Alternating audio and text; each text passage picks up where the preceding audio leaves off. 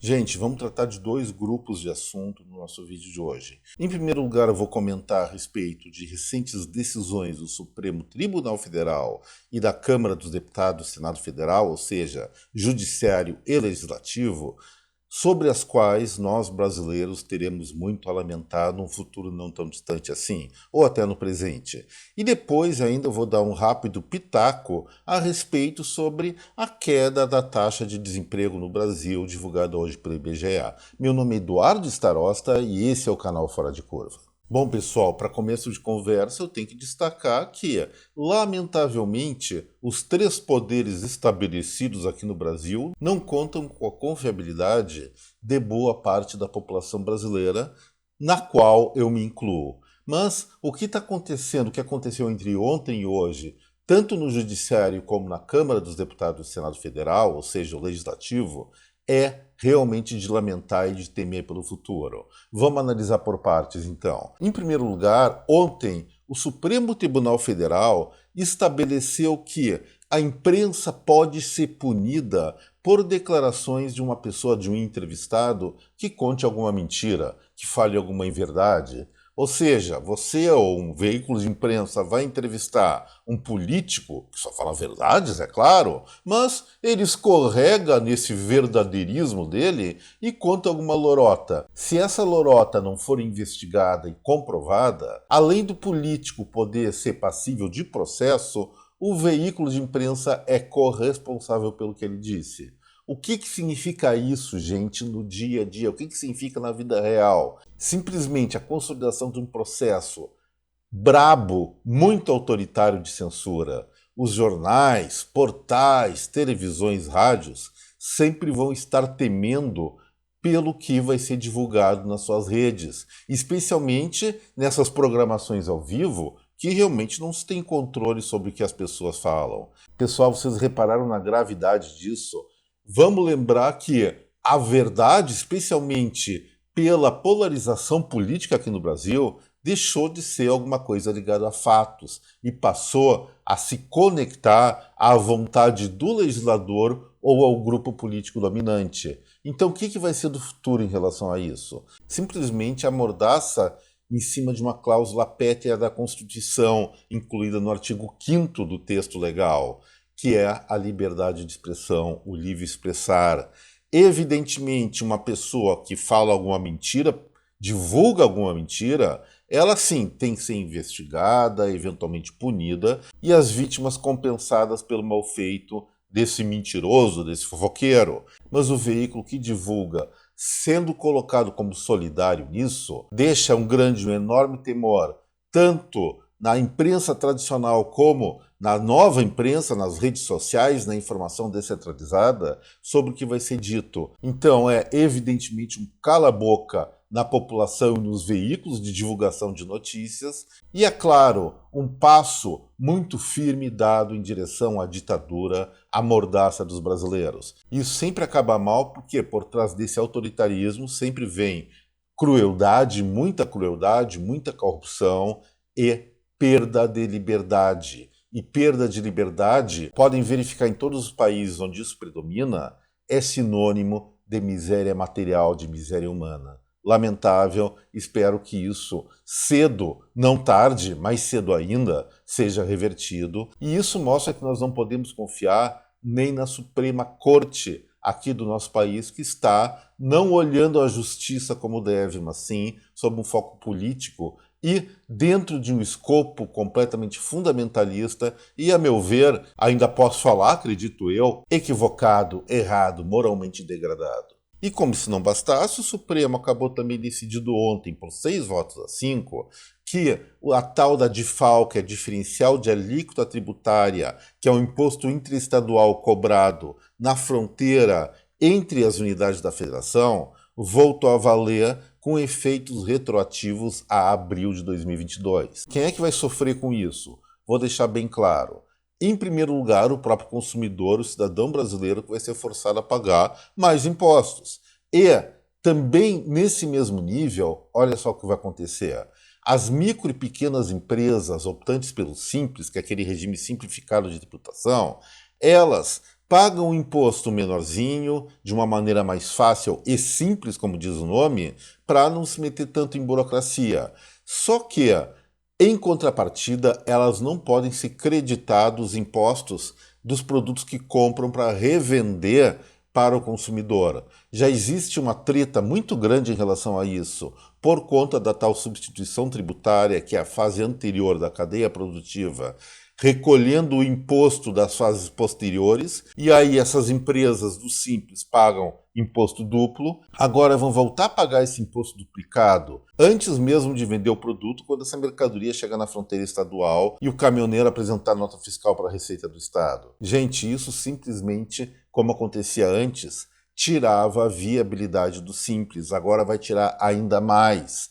E tirando isso, quantos empregos estão em jogo? Quantas famílias estão ameaçadas de perder seu pequeno negócio? Quantas pessoas vão ser prejudicadas? Muito, mas muitas mesmo, só em função de uma coisa: a ânsia do nosso governo federal e governos estaduais de arrecadar cada vez mais, e quando eles arrecadam mais, se isso significa obrigatoriamente, não é relativo isso, é absoluto, quando eles arrecadam mais, significa que estão tirando dinheiro da sociedade, especialmente quando essa alta de arrecadação ocorre em uma economia estagnada ou em descenso como a nossa. Se as atividades estivessem crescendo, eles iam ganhar mais impostos pelo próprio crescimento, pela própria dinâmica da economia, mas não é o caso. Eles estão tirando mais e mais recursos da sociedade e isso está nos empobrecendo. Quem não reparou nisso agora, vai reparar daqui a pouco. 2024 está chegando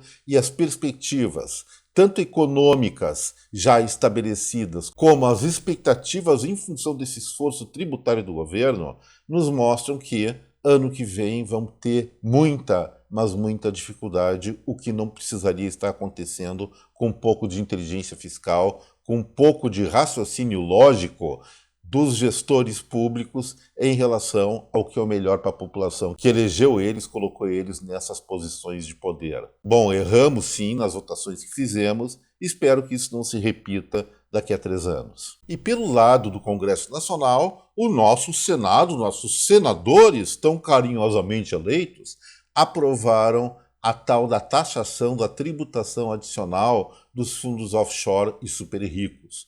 Em princípio parece justo, os super ricos ganham muito mais dinheiro, então tem que pagar mais impostos. Bom, até por aí, o que acontece? Se você fosse um super rico, qual seria a sua reação? Seria, não, eu aceito pagar mais impostos, pode tirar seu governo, pode tirar sua autoridade fazendária, seu arrecadador de impostos, que eu estou muito bem de grana, não vou precisar desse dinheiro. Será que vai agir assim ou vai pensar o seguinte, pô, o imposto no Brasil está muito elevado. E se está muito elevado, com essa grana toda que eu tenho, eu consigo investir em outro país com custos menores e, para não pagar imposto aqui no Brasil, é só me naturalizar com uma outra cidadania que não cobre tão elevadíssimos impostos sobre o dinheirinho que eu penei para conseguir. Basicamente é isso que vai acontecer, gente. Tanto fundos offshore como super ricos, ao invés de ficar pagando 8% sobre os rendimentos não resgatados, eles vão comprar uma outra nacionalidade, tipo Green Card norte-americano, cidadania americana por $500 mil, $1 milhão, se compra, isso é barato para essas pessoas, ou qualquer outro país até mais barato, e vão declarar a renda por lá e pagar muito menos impostos e ficar mais ricos ainda. E o Brasil, como é que fica nisso? Será que pode segurar esse dinheiro? Pode reintegrar esse dinheiro para o país? Não, não vai acontecer isso, não dá para acontecer isso. Existem legislações internacionais e o principal, além de perder logo riqueza com esse tipo de decisão parlamentar burra, nós vamos sim ter maior prejuízo, porque quem tem essa grana toda é que tem as melhores capacidades empreendedoras e vão sair do país, nos tornando com menos potencial de desenvolvimento, de crescimento, de prosperidade do que nós atualmente já temos. Lamentável. E a outra baboseira legislativa não vem do Senado, mas sim da Câmara dos Deputados e está nas costas do deputado Luiz Fernando Faria, do PSD de Minas Gerais. Ele é o relator de um projeto de lei que prevê mesma coisa ou coisa parecida, o aumento dos impostos de grandes empresas que possuem benefícios fiscais de ICMS. O que quer dizer isso? Um Estado quer beneficiar alguma empresa, investimento no seu território, faz um incentivo fiscal, incentivo financeiro, no qual, por alguns anos, a empresa que se estabelecer naquele território, naquela unidade federativa, vai pagar menos ICMS. O que o governo federal está fazendo? Está cobrando em cima do ICMS que deixou de ser pago, aumentando a carga fiscal dessas empresas. Gente, isso vale para grandes empreendimentos. E os grandes empreendimentos, para optar por investir, eles têm alguns parâmetros de decisão. Mercado consumidor, é claro, é um deles. Mas, junto com isso, ou acima disso, estão outros fatores. Qualidade da mão de obra. O Brasil está nos últimos lugares do ranking mundial nesse sentido, mas por deficiências educacionais.